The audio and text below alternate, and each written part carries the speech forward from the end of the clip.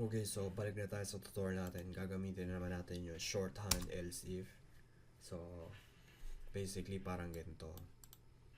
Ito, if ito kapag true, ito naman pag false.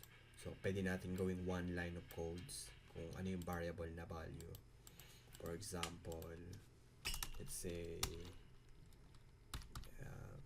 so int age is equal to 18. So, yung variable, so, bool, true or false, diba? So, your old, so, your 20,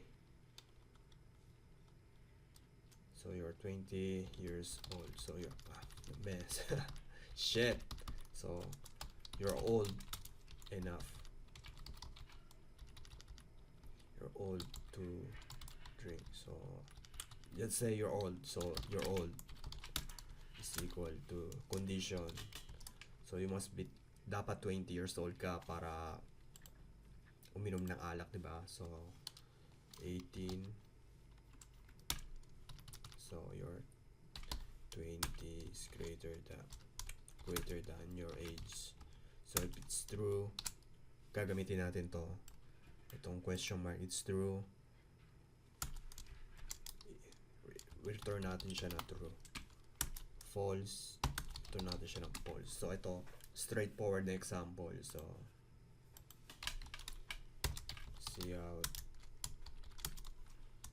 you're old, so like that. Okay, so compile.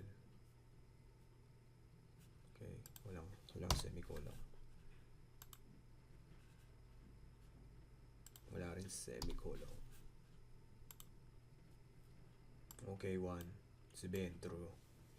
Okay, explain ko yung code. Yung age nyo i-check kung greater than 20. Kapag true, i-return ay true. Pag false, false. So hindi ka pwedeng uminom ng alak kung ngayon ang example. So one line of code, hindi mo kailangan gumawa ng if else, tapos i-return yung value. Pwede nyo gawin ng one line of code. So paano yan? So gawin natin siyang false, 180. Okay, ano mangyayari? I-return niya false, 0. Ibig sabihin false. Ito yung shorthand else if statement sa C++.